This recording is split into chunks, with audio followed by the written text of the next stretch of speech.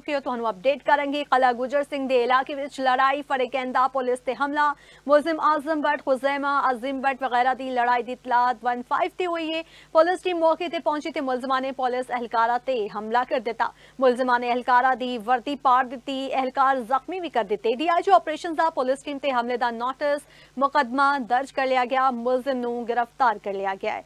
तुहानू अपडेट करें, कला गुजर सिंह दे इलाके विच लड़ाई हुई है, फरेकंदा पुलिस ते हमला, मुलजिम आजम भट्ट, खुजैमा, अजीम भट्ट वगैरह की लड़ाई की इतला 15 ते हुई। पुलिस टीम मौके ते पहुंची ते मुलजिमा ने पुलिस एहलकारा उत्ते हमला कर दिता। मजीद जानने अपने नुमाइंदे मलिक मुश्ताक कोलू।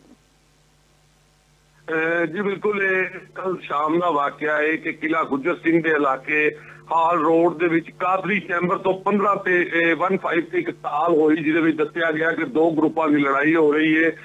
काल सुनने तो बाद ड्यूटी अफसर, पुलिस अफसर जिहड़े ने फौरी तौर पर मौके पर पहुंचे ते पहुंचण तो बाद इन्होंने कोशिश की कि दोवां पार्टियां की जिहड़ी लड़ाई है वो छुड़वाई जाए, क्योंकि दोवें पार्टियां जिहदे विच आजम भट्ट, अजैफा, अजीम भट्ट वगैरह जिहड़े ने डंडे नाल एक दूसरे नूं मार रहे सी, और पुलिस ने लड़ाई छुड़ाने की कोशिश की, जिसके बाद मुलजिमा ने पुलिस नूं ही पकड़ के ते जिहड़ा उन्हां नूं धोना शुरू कर दिता, मारना शुरू करता।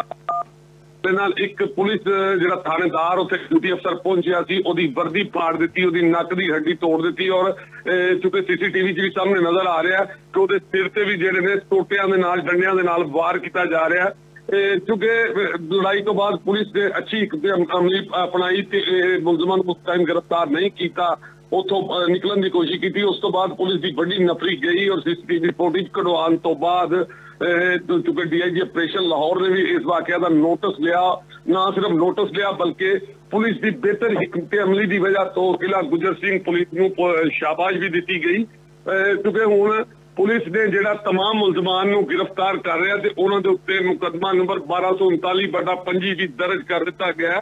जेडे मुलजमान मौके तो फरार हुए थे, तमाम मुलजमान किला गुजर सिंह पुलिस ने गिरफ्तार कर लेने। जी मलिक मुश्ताक, तुहाडा शुक्रिया।